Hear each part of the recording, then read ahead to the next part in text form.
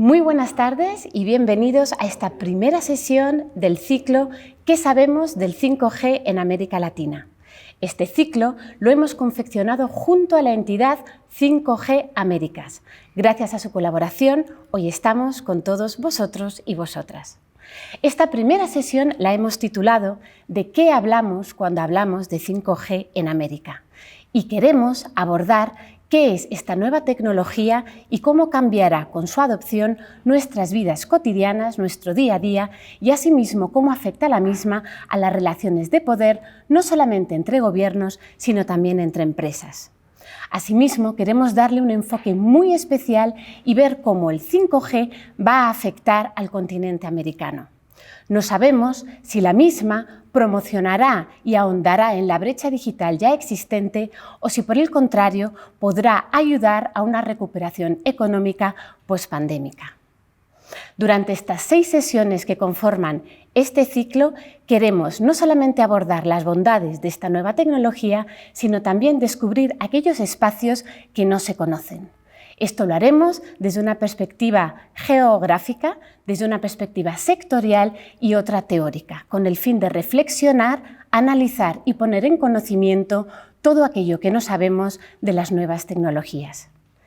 Antes de dar pie a esta primera sesión, quiero agradecer nuevamente, muy especialmente, la colaboración de 5G Américas en este ciclo. Hoy, además, tendremos como ponente a su vicepresidente, José Otero. Asimismo, quiero agradecer la participación de Rosa Jiménez, que ejercerá de moderadora de esta sesión, y también a José Haro, miembro de Telefónica y que también será parte de esta mesa virtual de diálogo. Sin más dilación, gracias a todos vosotras y vosotras, a ese público fiel digital por seguirnos día a día. Espero que entre todos podamos explorar y conocer un poco más qué se esconde detrás de esta famosa tecnología 5G. Muy buenas tardes en Madrid, bienvenidos a Casa de América y a un nuevo ciclo de conversaciones, de tertulias y con unos expertos de los más selectos con los que vamos a profundizar con un tema clave para la región, no solo para América Latina, donde además tiene una incidencia especialmente importante, sino para todo el mundo, un tema candente y sobre todo un tema en el que la desinformación se ha apoderado un poco de lo que realmente es y cómo va a cambiar muchísimas vidas. Contamos con 2 expertos de excepción con los que creo que vamos a aprender muchísimo, que es el factor más importante para abrir más que este debate. Siento que en esta ocasión no hay tanto debate como ganas de divulgar, de abrir una caja de ideas y de posibilidades y de soñar juntos por todo lo que la tecnología puede construir en América Latina, en España y en el resto del planeta. En este caso, nos interesa mucho América Latina y el Caribe. Estamos hablando del 5G, de la 5ª generación de telefonía móvil, que no significa más que eso, esa G, es una nueva generación. Y contamos con 2 expertos de excepción. El primero es José Otero, vicepresidente de América Latina y Caribe para la organización 5G Américas. Bienvenido, José, y cuéntanos un poquito de tu trayectoria y qué es lo que hace tu organización, por favor.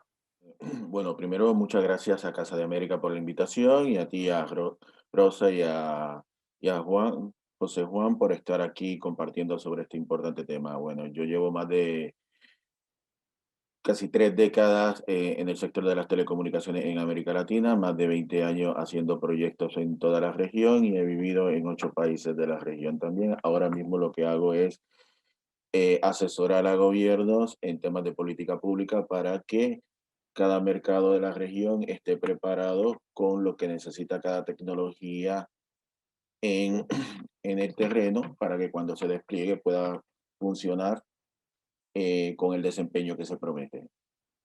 Eso es prácticamente lo que estoy haciendo en los últimos años. Suena muy sencillo, pero que no lo es tanto a la hora de ejecutarlo. Y nuestro otro experto panelista es José Juan Haro, de Telefónica, es director de Public Policy y de, digamos, negocio global de Telefónica para América Latina. Bienvenido, José Juan. Nada, Rosa, lo primero agradecer a Casa de Américas y agradecerte a ti por la oportunidad de charlar con un gran amigo que es José Otero de 5G Américas. La verdad es que los que trabajamos en la región en telecomunicaciones ya hace algún tiempo pues nos conocemos bastante bien Y como tú bien dices, yo creo que hay una grandísima oportunidad de difundir pues qué cosa es el 5G y de hablar un poco de cuáles son los retos que esta nueva tecnología representa, en particular en la región, ¿no? Mi trabajo en el día a día, pues básicamente es relacionarme con gobiernos, con reguladores a lo largo de toda Hispanoamérica y también con operadores de telecomunicaciones, ¿no? Nosotros desde Telefónica evidentemente intentamos pues, expandir la cobertura de nuestras redes y servicios, no solo a través de inversión propia, también, sino también en colaboración con terceros, ¿no? A esto nos dedicamos, a esto me dedico yo en los últimos 10 años y es parte de lo que queremos hacer para desarrollar en el 5G hacia futuro, ¿no? Bien, pues yo creo que con esta pequeña presentación ya podemos meternos en la cuestión. Y lo que os quería preguntar, si quieres empezamos por José Otero, es ¿qué sabemos del 5G en América Latina ahora mismo? Es decir, ¿cómo se va a implementar en la región y qué significa de manera general tanto para las vidas de todos los ciudadanos como para la economía de la región?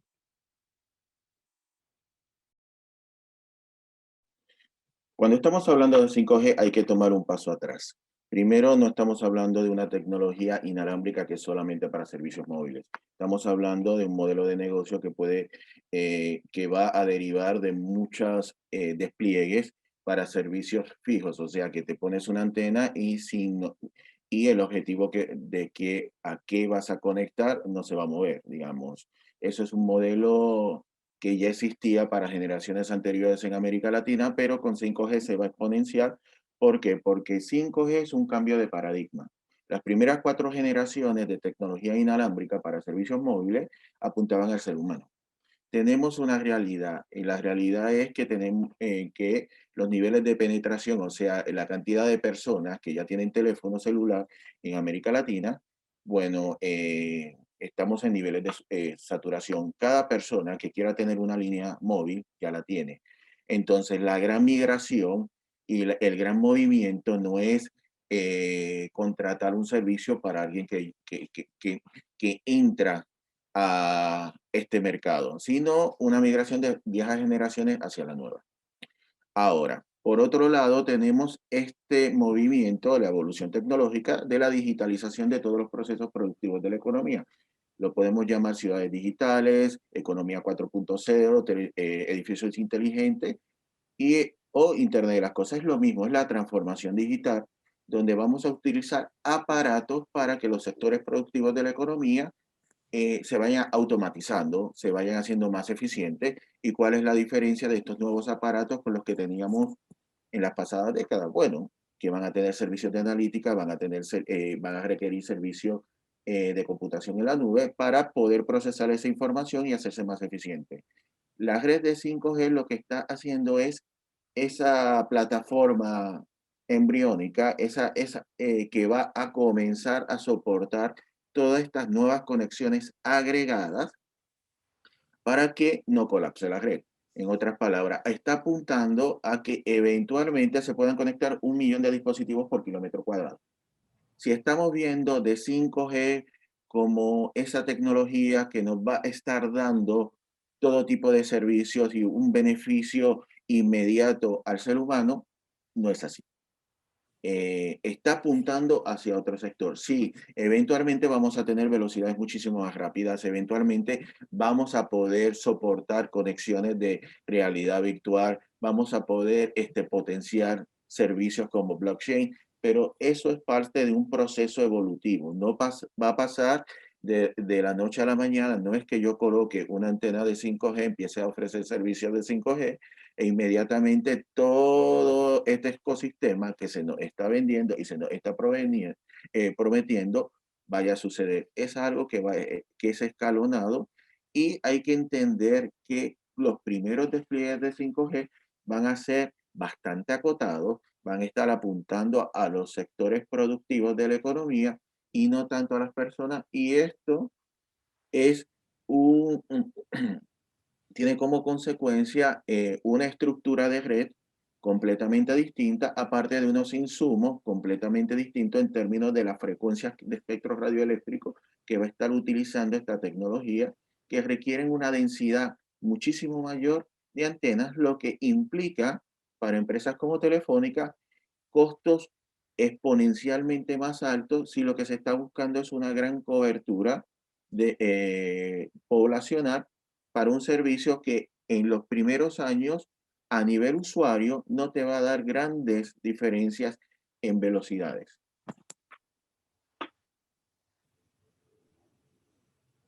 José Juan, cuéntanos. Bueno, nada, yo empezaría por la situación actual, ¿no? Porque se trata no solo de hablar del 5G, sino de hablar de 5G en Latinoamérica, ¿no? Y lo primero que diría es que no existe una Latinoamérica, existen cuando menos dos. La Latinoamérica de los grandes centros urbanos, donde se concentra la riqueza, y la Latinoamérica pobre de las zonas conurbanas o de las zonas rurales, ¿sí?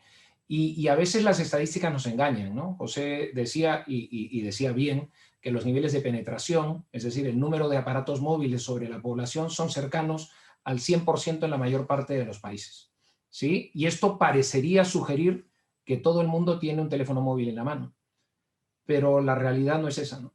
La realidad es que hay muchos latinoamericanos sin teléfonos móviles en la mano, sin conexiones móviles, viviendo incluso en zonas donde no existen redes móviles disponibles. Con lo cual, la situación de partida en Latinoamérica es un tanto heterogénea. En las grandes ciudades de Latinoamérica, sobre todo en aquellos países en donde se puso espectro a disposición, existe 4G y normalmente un 4G de buena calidad. ¿Y esto qué supone? Pues que la gente puede ver vídeo en sus teléfonos móviles sin que se le corte la imagen y tener una experiencia relativamente razonable. Pero no existe 4G en toda Latinoamérica. Existen incluso zonas urbanas en algunos países, puede ser el caso de El Salvador o puede ser el caso de Ecuador, por ejemplo, donde la tecnología predominante es el 3G. Eso significa que la gente puede acceder a través de sus teléfonos móviles al Internet, pero probablemente si intenten ver vídeo van a tener problemas en el tiempo de descarga, no lo van a poder ver en streaming, tendrán problemas de acceso, tendrán problemas de experiencia. Ahora bien, hay una otra realidad, que no es por supuesto la de aquellos que estamos conectados el día de hoy hablando, y muy probablemente tampoco la de aquellos que están viendo este evento, ¿no? Que es la realidad de aquellos que viven en zonas donde solo hay 2G y donde, por tanto, virtualmente el único servicio móvil del que se puede disfrutar es la voz, o zonas donde no existen redes móviles. Y esto es importante entenderlo, porque entonces cuando uno se pregunta cuál es la promesa del 5G, tiene que considerar estas dos realidades, estos dos puntos de partida. Yo lo que creo es que el 5G puede ofrecer una experiencia mejor de conexión al Internet, y como bien decía José, esto no necesariamente representa un cambio exponencial para el usuario individual, sino que probablemente abre la oportunidad del desarrollo de nuevas aplicaciones en el segmento B2B, de nuevas funcionalidades de red, y ahora veremos de qué va esto, pero probablemente 5G no sea la tecnología que vaya a complementar la cobertura que el día de hoy es tan necesaria en América Latina. Por tanto, uno tiene que preguntarse qué cosa es más importante. Y yo diría que lo más importante el día de hoy es asegurarse que toda la región esté conectada. En tiempos de pandemia, 115 millones de niños han dejado de acudir a las escuelas en Latinoamérica. Y toda la educación en Latinoamérica, la mayor parte de los países no han vuelto a clases presenciales, algunas excepciones muy específicas, como el caso de Uruguay, se han visto obligados a implementar a la carrera muy rápidamente, de modos muy imperfectos, sistemas de educación no presencial.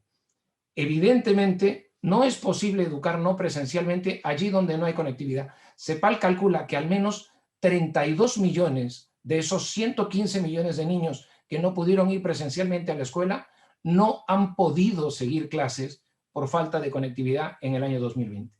Y desgraciadamente, con el avance de la vacunación en el 2021, es altamente probable que tengamos probablemente la primera generación de latinoamericanos que no habrá asistido a clases durante 2 años.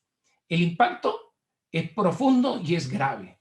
Y la cuestión que tenemos que preguntarnos es cómo desde la tecnología, desde las empresas de telecomunicaciones, somos capaces de atacar ese problema.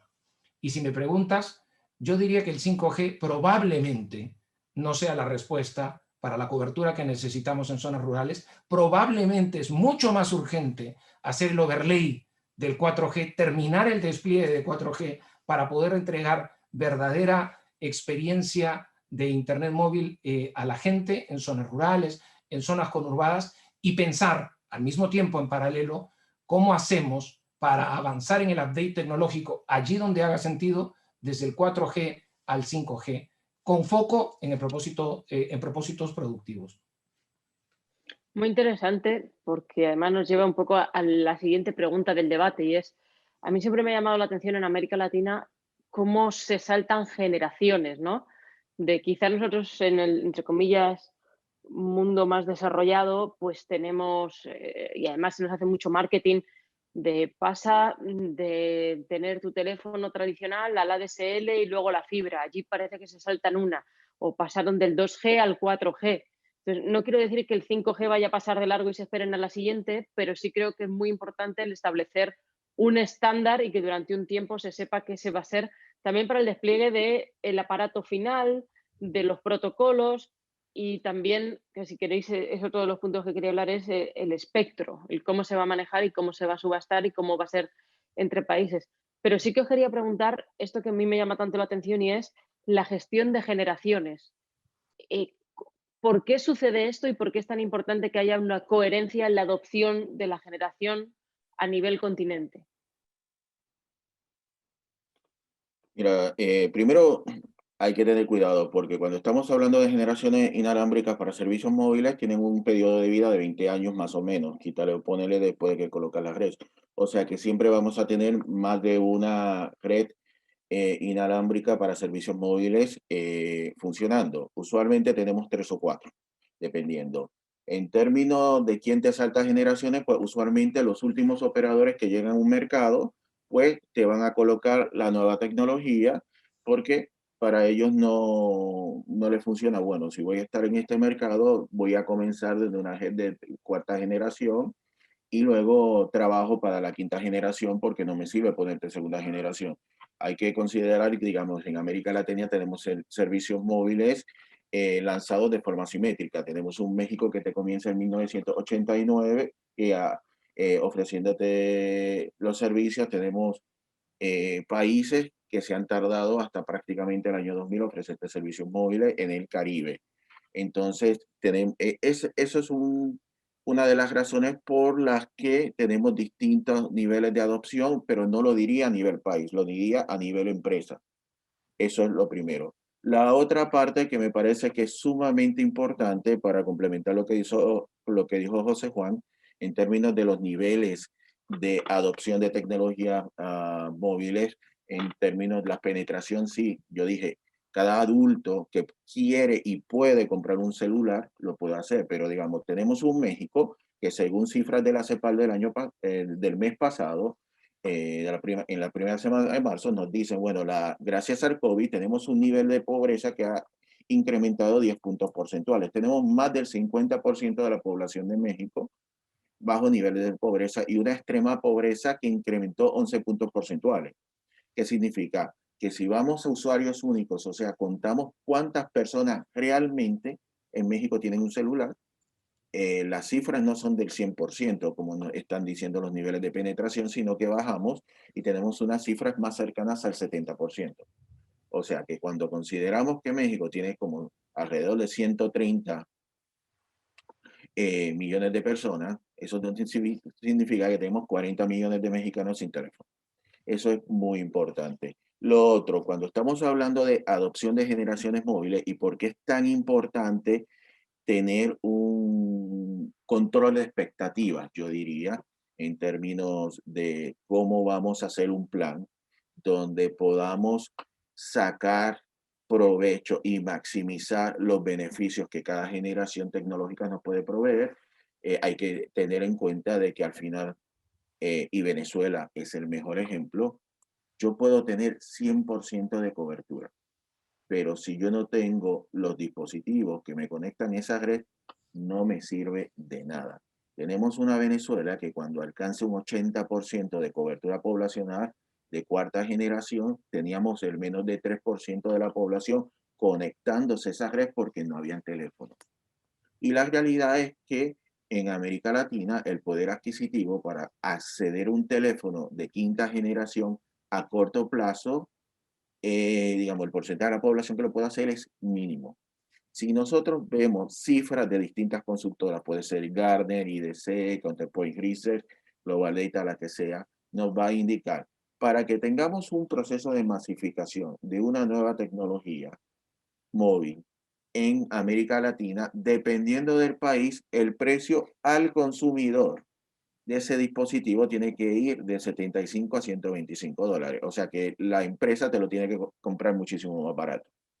Esto implica en periodos pre-COVID que se tardaba de 4 a 6 años después del despliegue inicial a nivel global de esa generación para que comenzara esa masificación. Y cuando estoy hablando de esa masificación, es un incremento en el crecimiento de nuevos usuarios de 2 dígitos porcentuales. Digamos, podemos estar hablando de 20% de la población, 30, 40, y ese es ese proceso de masificación. Si tenemos en consideración que el 5G se despliega en el 2019, 4 a 6 años, estamos hablando ya 2023, 2025. Sí, contamos dos cosas, dos elementos que no teníamos para las generaciones móviles anteriores.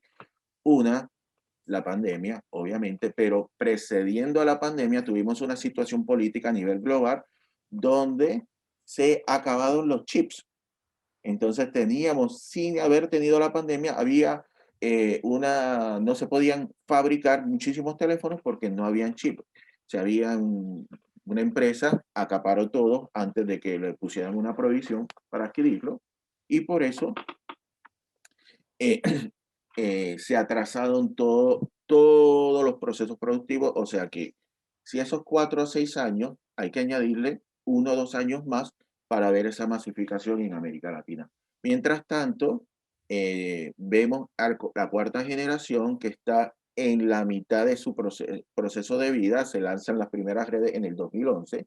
Ahora es cuando vamos a ver esa expansión de esta tecnología. ¿Por qué? Porque tenemos las economías de escala a nivel dispositivo, donde las personas pueden acceder a un celular por $50, por $70, 100, y muchas veces hay servicios de financiamiento en la gran mayoría de los países. O sea, se hace muchísimo más fácil para ellos acceder a estas redes. También al tener una mayor cantidad de empresas, al tener una mayor cantidad de disponibilidad de equipos, pues se hace más atractivo a los operadores en comenzar a expandir esas redes en zonas donde anteriormente, por la falta de personas, no tenías un retorno de inversión dentro de un periodo aceptable. Aparte de eso, en América Latina hay que mencionar que gran parte de los frenos que hubo históricamente en el despliegue de nuevas tecnologías como LTE se ha dado porque muchas veces no teníamos el insumo necesario para que los operadores pudiesen desplegar la red. O sea, no había espectro radioeléctrico. Argentina se tardó 15 años en hacer una asignación de espectro radioeléctrico. Con Guatemala vamos para 20 años en asignar espectro radioeléctrico. El Salvador, aunque le quisieras poner una antena más, no tenías dónde colocarlo y eso frenaba muchas veces los planes de los operadores al momento de desplegar tu red. Y esto sin entrar en temas de multas como se vio en Brasil, donde no se autorizaban los permisos para expandir redes, pero se penalizaba por la congestión en los servicios de los operadores.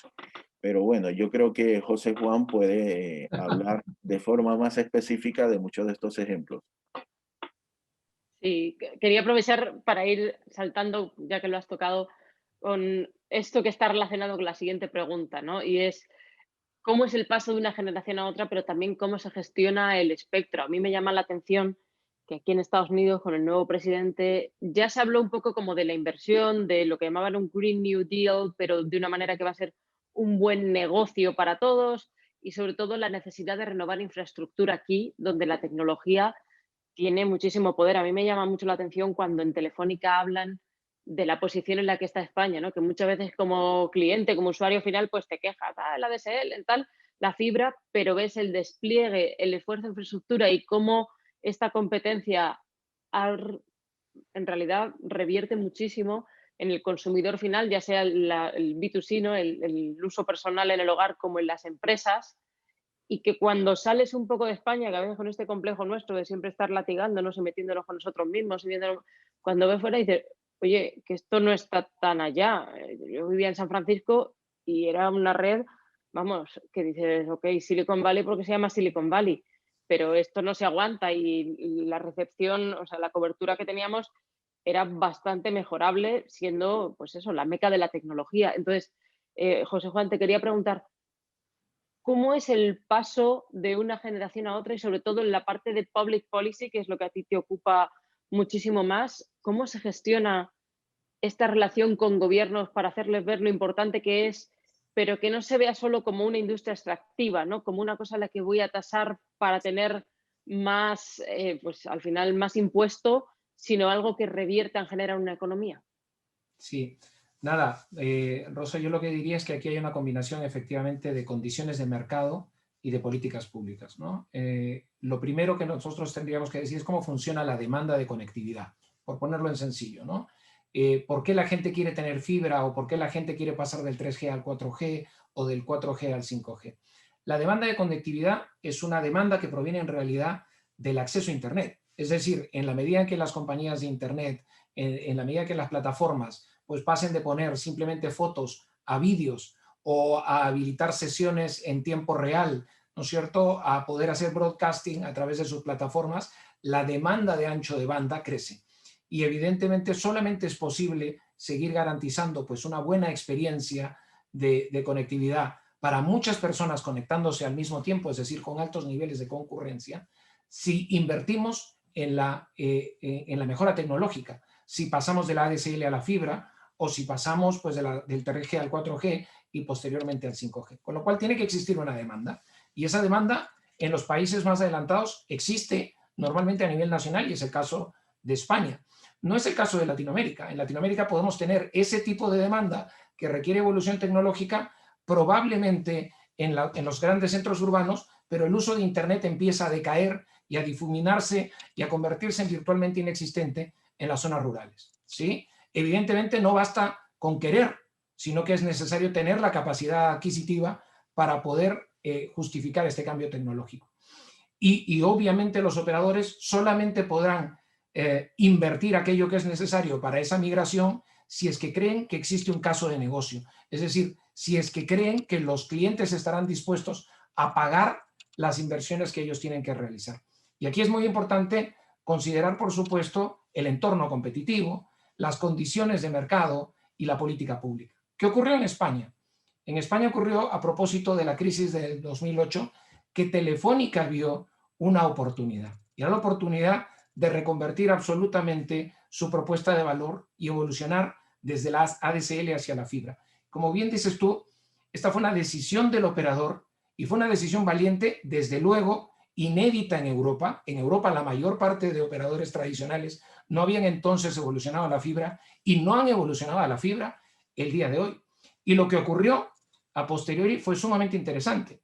Fue que por efecto de que se permitió a Telefónica la adquisición de las plataformas de televisión de Canal Plus, ¿no es cierto? Y por efecto de sucesivas concentraciones de otros jugadores, de Vodafone y demás jugadores en España, se migró la competencia de una competencia monoservicio a una competencia convergente. De modo que el día de hoy el producto esencial de telecomunicaciones en España no es ni el móvil ni el fijo, sino la combinatoria, el paquete, digamos, lo que llamamos en Telefónica la fusión, ¿no es cierto? Por tanto, la apuesta de Telefónica, seguida de condiciones de mercado y regulatorias que permitieron la replicación, ha transformado por completo, por supuesto, el panorama en nuestro país, ¿no? Ahora, la pregunta que nos tenemos que hacer es si esa experiencia es replicable en otras realidades, ¿no es cierto?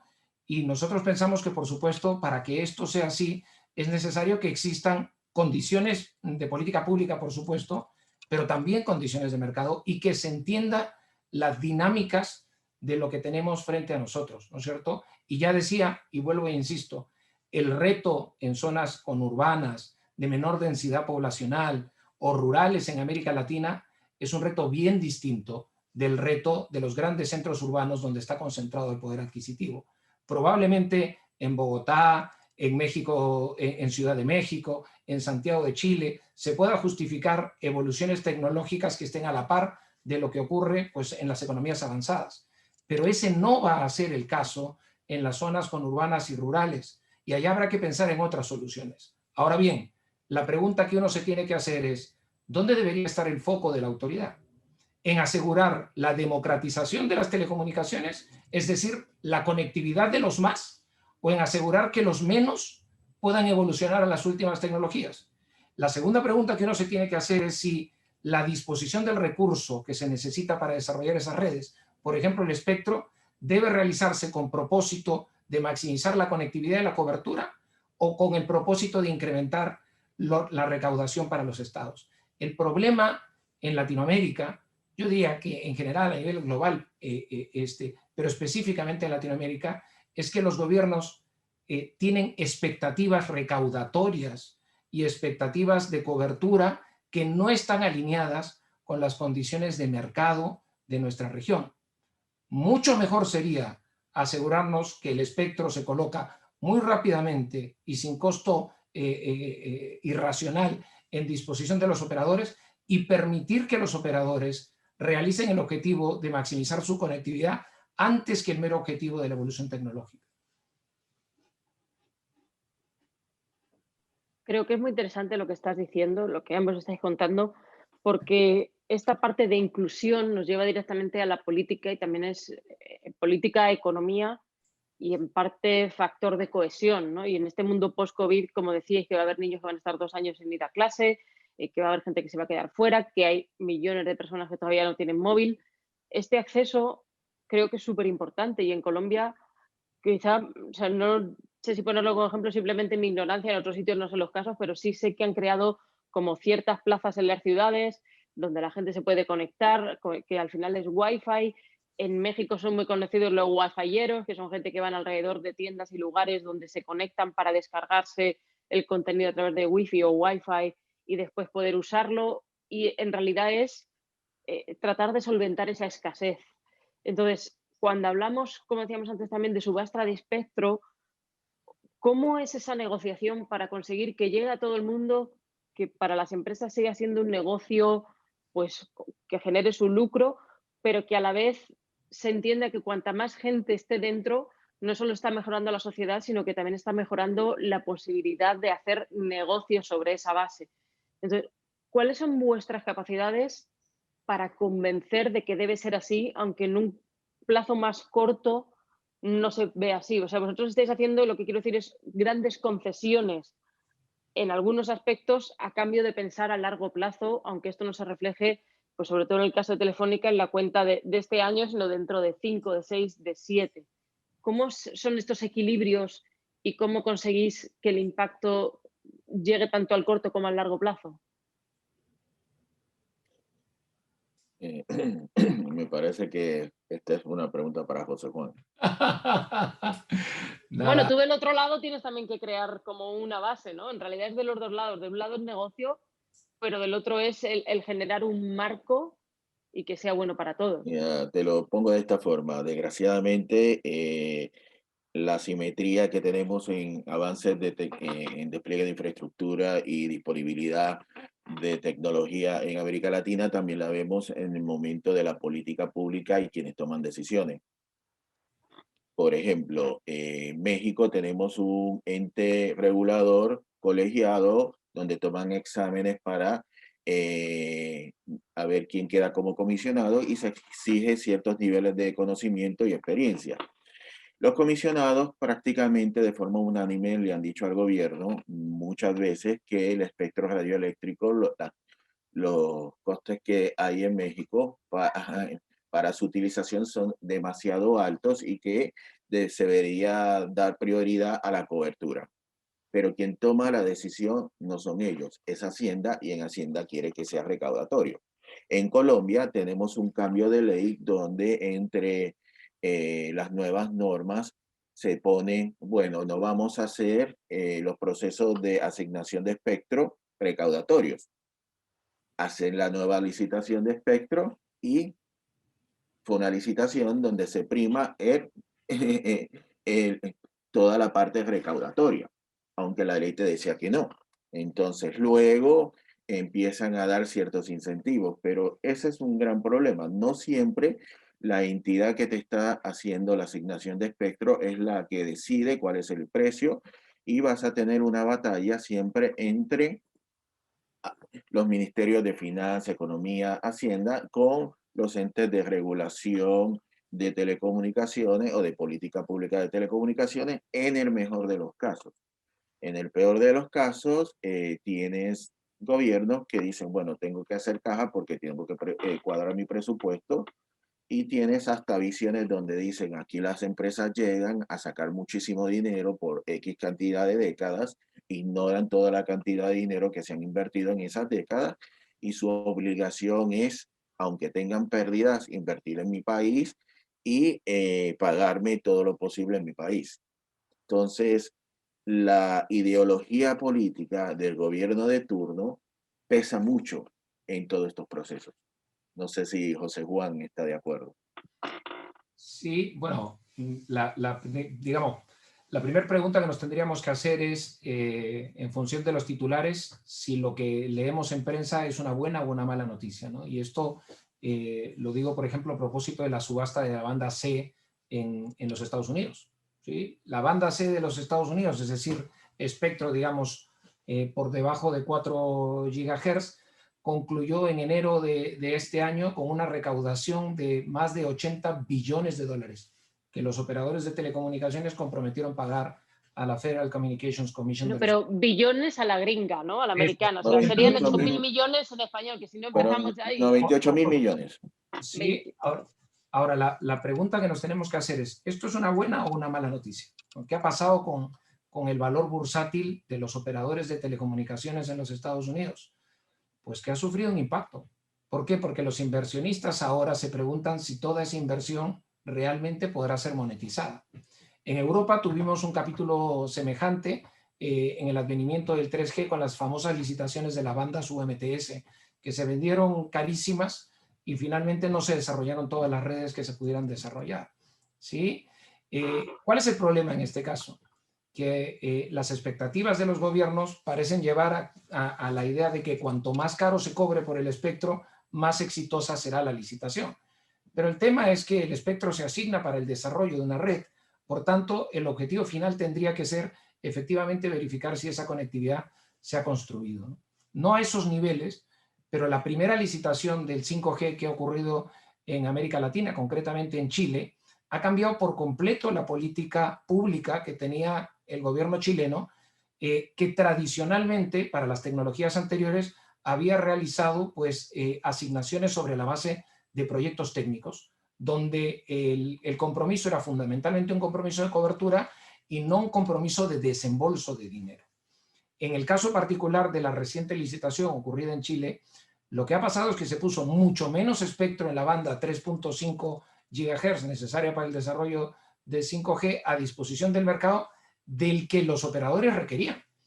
Con esta escasez artificial, evidentemente, lo que ocurrió fue que no había espectro suficiente para todos los operadores. Y algunos operadores, por ejemplo, el caso de América Móvil, se han quedado sin espectro en esta puja. Ahora bien, la otra cara de la moneda es que aquellos que tomamos espectro, entre ellos Telefónica, hemos tenido que pagar unas sumas que tradicionalmente no se pagaban en Chile. En nuestro caso concreto, por 50 megahertz en la banda de 3.5, pues alrededor de 144 millones de euros. Ahora la pregunta es, ¿ese dinero invertido en espectro tiene un uso alternativo? Pues sí, podría haberse dedicado a construir más redes, a ofrecer más conectividad. ¿Es una buena política pública el cambio de esta visión de pura cobertura hacia incrementar los objetivos recaudatorios? Yo pensaría que no. Pensaría que lo podemos hacer mejor. Ahora, la pregunta que nos tenemos que hacer en las siguientes licitaciones del 5G que vendrán en América Latina, previsiblemente la próxima en Brasil y en otros países, ¿cuál debería ser el objetivo a buscar por los gobiernos latinoamericanos? nosotros estamos convencidos de que el objetivo que hay que buscar es el objetivo de conectar a todos los latinoamericanos. El objetivo no puede ser el de incrementar la recaudación fiscal. Como bien decía José, en México nos desgañitamos a lo largo de más de 5 años diciendo que el espectro era impagable, y nosotros desde Telefónica tuvimos que tomar una decisión inédita, que yo creo que es valiente, que fue finalmente decirle al gobierno mexicano: mira, no podemos seguir justificando una red propia, devolver todo el espectro que habíamos adquirido previamente al gobierno mexicano y optar por seguir prestando nuestros servicios en adelante sobre la base de un acuerdo de explotación conjunta de red con AT&T. Esto lo tuvimos que hacer porque el espectro, no para 5G, sino para tecnologías anteriores, tenía un precio absurdamente alto. La pregunta es, ¿qué preferimos en Latinoamérica? ¿Un espectro caro que no se pueda usar o un espectro barato que finalmente justifique la construcción de red y por tanto la democratización del servicio? Nuestra visión es que es mucho más razonable apostar por lo segundo que por lo primero. Porque nos queda muy poquito tiempo del panel, pero quería dejar la última pregunta como una pregunta abierta, invitando un poco a soñar. Soñar, pero a la vez aterrizarlo, y es pensando en usos, ¿dónde creéis que toda esta tecnología puede hacer más impacto? No sé si en sanidad, como decimos ahora, después del COVID, no sé, se me ocurren un montón de startups. Una que me viene a la mente es un Doc3, que es nacida en Colombia, pero que afecta en todo el continente en cuanto a salud en remoto, en cuanto a ocio de todo el contenido, en educación de estos 2 años. El agrotech a mí me flipa. Smart Cities y conocer mejor todas estas grandes urbes de América Latina. ¿Cuál sería? No lo quiero como desvelar yo, porque esto me enamora y al final termino hablando de más, pero vosotros, ¿cómo imagináis que puede impactar? ¿Cuál es el uso que más os inquieta o que con más interés queréis seguir? Nuevamente, eso depende de país en país, digamos. Si estamos hablando de Panamá, si estamos hablando de Uruguay, Islas Caimán, Bahamas, todo lo que esté relacionado a centros financieros. Estamos hablando de Argentina, el sur de Uruguay de nuevo, el sur de Brasil, en el segmento agropecuario le pones un chip a una vaca y puedes monitorear toda su salud y desempeño. En la parte de agricultura, lo mismo, puedes ver cuáles son las cualidades del terreno, cuando necesita agua, cuando necesita abono. En minería tenemos despliegues en Chile de IoT, donde aparte de monitorearte los componentes del aire, te detecta si hay algún tipo mínimo de movimiento en el suelo. Toda esta estrategia que se está impulsando en algunos lados con apoyo del gobierno español de turismo digital. O sea que es bastante amplio y bastante amplia la gama de cosas que puede hacer. Algo que sí me parece que es fundamental, independientemente en qué segmento vertical te vas a centrar, es potenciar la utilización de la tecnología y la capacitación de personas en la adopción de estas nuevas tecnologías, porque América Latina, como gran parte de los países del mundo, está sufriendo una hemorragia de cerebro. Todas las pocas personas que están capacitadas para empezar a atender el surgimiento de todos estos nuevos dispositivos, conectando todos los segmentos de la economía, todo este desarrollo de software que está surgiendo, necesitamos las personas que puedan cuidar de él. Necesitamos reentrenar muchas de las personas que van a dejar su empleo por la automatización, pero que vean todas las nuevas oportunidades que tenemos, y eso implica muchísimo trabajo a nivel académico en todos los niveles de la educación. Pues nada. ¿Cómo lo ves tú? Mira, yo lo que te digo es que hay que diferenciar un poquitín y entender qué cosa nos ofrece el 5G, ¿no? El 5G es una tecnología que, entre otras muchas cosas, ofrece, digamos, 2 prestaciones que me parecen esenciales, ¿no? Una primera es unos niveles de baja latencia. ¿Y esto qué cosa hace? Que no haya delay en la transmisión de datos, ¿no? ¿Y esto qué permite? Pues permite, por ejemplo, aplicaciones de gestión remota de equipamiento, aplicaciones de gestión remota, idealmente incluso pues, en el mundo de la sanidad, ¿no es cierto? Y al final del día permitiría, por lo menos en teoría, la posibilidad de realizar pues, intervenciones quirúrgicas o realizar operaciones complejas, digamos, allí donde el profesional o el especialista está muy lejos de una zona donde se requiere su atención. Con lo cual, si uno quisiera soñar, diría, pues este es un uso que a uno le interesaría particularmente en campos de sanidad o de especial conocimiento técnico, ¿no? Ahora bien, digamos, otra prestación que ofrece el 5G es la capacidad de construir distintos layers de red, ¿no? De hacer lo que se llama network slicing, ¿no? De poder otorgar pues, preferencias a ciertos tipos de prestaciones, ¿no? Por ejemplo, pues el tema de autos que se conducen solos, ¿no? Por ejemplo, donde la inteligencia artificial tiene que tomar decisiones en tiempo real, ¿no? Ahora, esto que parece el futuro y que llegará, sin duda alguna llegará, no es sin embargo la necesidad inmediata de América Latina, ¿no? Si tú me preguntas qué cosa es relevante el día de hoy en América Latina, yo te diría pues 3 servicios: educación digital y educación digital. Es decir, nosotros deberíamos dejar de estar hablando de la mera conectividad para reconocer abiertamente que tenemos un reto de proporciones, ni diría épicas, sino trágicas. Es decir, mientras nosotros estamos discutiendo si es que el espectro se va a conectar o lo que fuera, cada día que pasa que los niños no pueden conectarse a sus escuelas es un día adicional en donde Telefónica, en donde Latinoamérica firma una carta de pobreza perpetua. Y esto lo tenemos que interiorizar, porque la buena noticia es que para resolver el problema de la educación digital en Latinoamérica no necesitamos 5G, necesitamos si acaso 4G, necesitamos que la cobertura crezca, necesitamos crear una gran alianza público-privada que ponga contenidos relevantes a disposición de los niños latinoamericanos. Y la realidad es que eso está al alcance de nuestras manos. Si lo queremos hacer, la pregunta es si tenemos lo que se necesita. ¿Qué es lo que se necesita? Cuéntame, así terminamos. Pues voluntad, yo diría, voluntad y por sobre todo, más allá de la voluntad, compasión, Rosa, compasión. Esa de la que carecemos cuando decidimos hablar de cosas que importan a unos pocos antes de hablar de cosas que nos importan a todos o que deberían importarnos a todos.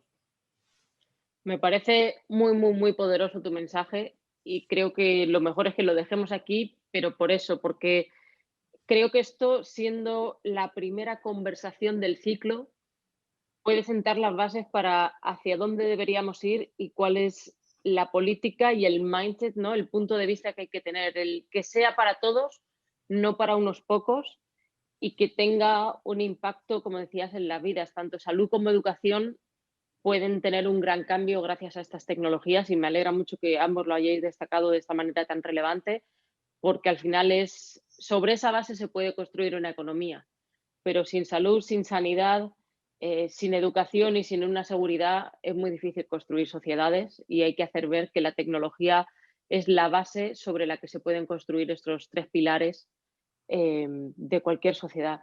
Quería daros las gracias por vuestra disposición, por vuestro conocimiento y por este debate, digamos, tan apasionado, pero a la vez buscando objetivar y hacer ver el por qué es importante. Insisto, me alegra muchísimo que Casa de América ponga el 5G como un punto de futuro y sobre todo para dejar la polémica que ha rodeado este nombre de manera tan absurda desde que se creó.